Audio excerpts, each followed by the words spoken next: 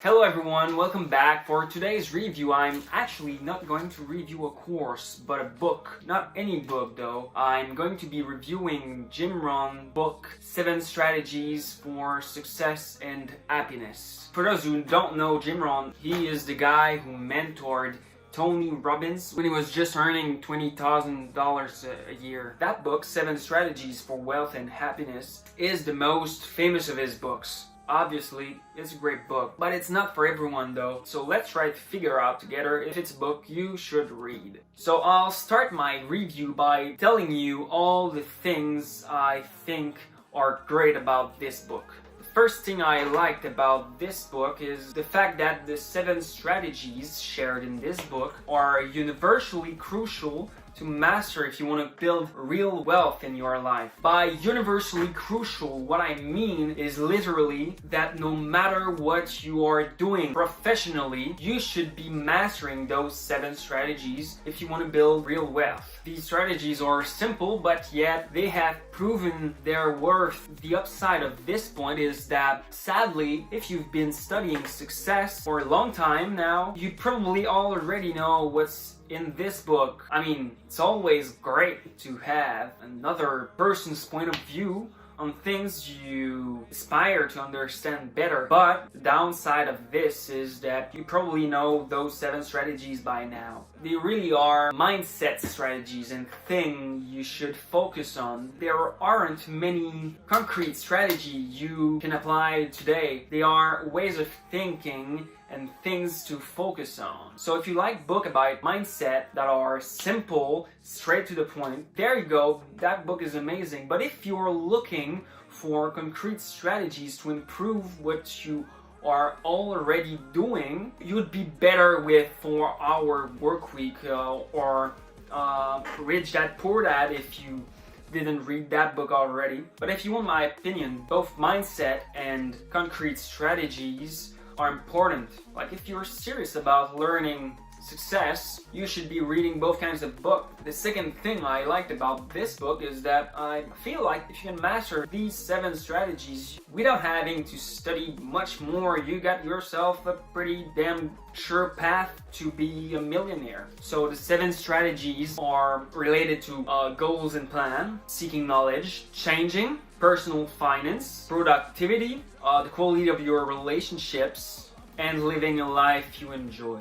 As I said, these are the only real thing you really need. No matter what you're doing professionally, you have to master each and every one of these 7 points. The last positive point I have to mention is that this book is pretty damn motivating. Like Jim Rohn's pretty good at that. It gets you acting. If you're like me and many others, you probably often find yourself struggling with motivation a bit. Well, that book might represent a piece of your solution. It is a mindset book, and like every mindset book, it helps you develop a way of thinking that will help you get things done. Like, it's not funny. I know what it is. It's no fun to procrastinate on the thing that matters the most to you. You feel bad, but somehow you just keep doing it over and over again. So mindset, that's the solution I found. And that's the solution 99% of people find. But keep in mind, it may also not be the book that will make you change the way you are thinking and acting. Like, the truth is, you can hear the same thing from 1,000 people before you find the one single person that makes you understand it. I'm saying that because I think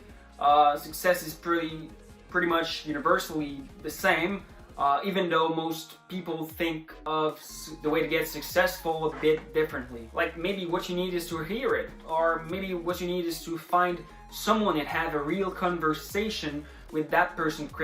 Maybe you really need to build a connection with, maybe what you need is to create a connection between you and the person that will teach you, who will make you understand how you can get successful. In my case, what I needed is to hear it from a lot of different people through a lot of different ways of thinking. And the thing I realized is that if you want an advice for getting the right mindset, the thing you really should look for when buying a book, a course, a seminar, is how many mindsets did that guy changed. It's no guarantee, but it can make you save a lot of time. So don't jump on the first book or on the first seminar and look for the greatest. That one is a great one that's been written a long time ago, and it has sticks with people. So you may like to try it if mindset is your priority. So now let's face it, that book isn't perfect. It has a lot of flaws. There are a couple negative points you have to consider before buying it. It's not a perfect fit for everyone. So my first point, as I kind of mentioned before, this book is basic. It doesn't go into much details about the strategies because it's a mindset book and it may not be what you're looking for.